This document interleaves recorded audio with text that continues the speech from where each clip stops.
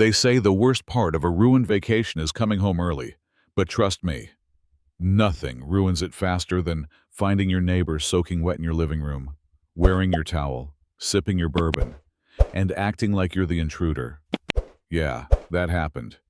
See, I'm Lucas Monroe. I live in a decent little apartment just outside Portland. Nothing fancy, but it's mine.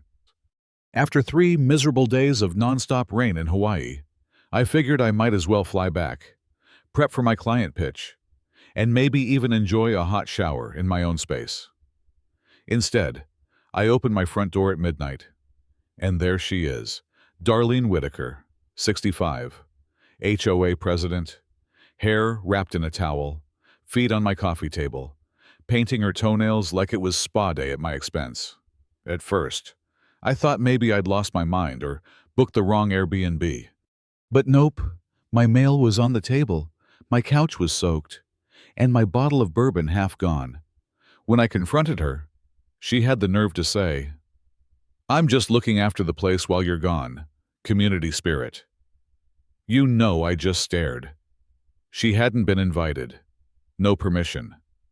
And apparently, she'd done this to other neighbors too, snooping, drinking their wine, even using their jacuzzis. Then it got worse. When I told her I was calling the cops, she beat me to it. Literally grabbed her phone, dialed 911 and claimed I was threatening her in my own apartment. "You burst in and frightened me." She cried, "I don't feel safe." You know what I mean. The kind of performative panic only certain people seem to pull off with a straight face. Well, joke's on her. I recorded everything, from the moment I walked in to the second she tried flipping the script.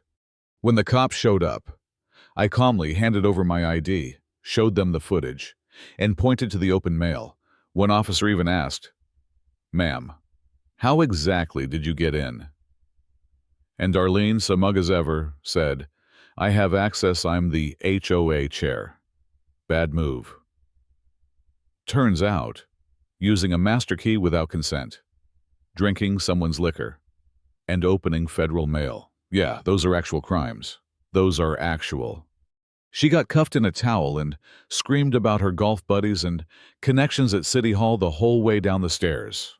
But here's the twist that wasn't the end. At the emergency HOA meeting the next week, people came out of the woodwork, 8 different residents, each with their own creepy Darlene story. She'd been abusing her position for months, entering apartments under the guise of inspections, rearranging furniture, using people's skincare like it was a Sephora sample aisle. Even her husband, treasurer of the board, looked like he wanted to disappear into his chair when the stories came out. They voted her out unanimously. Then the lawsuit started. Class action, emotional distress, property damage, identity theft. We're talking 6 figures, maybe more. Her lawyer tried to spin her as a frail old woman, confused and well-meaning, but the judge wasn't buying it. Trial set. And the best part, she's banned from ever serving on another HOA board again. The building's better now. We've got a new security system. Kids play in the courtyard. Neighbors actually talk to each other. And the best part, the community garden that Darlene kept vetoing. Yeah, it's finally being built, right outside her old window.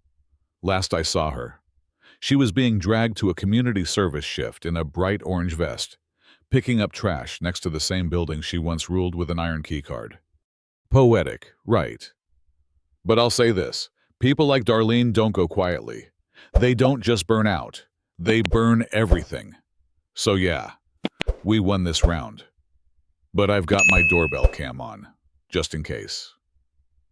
What do you think, was justice served, or should she have gotten more? Drop a comment below. Tell us where the line is between community safety and plain old power trip. And hey, if you've got a Karen in my building story, you're definitely not alone.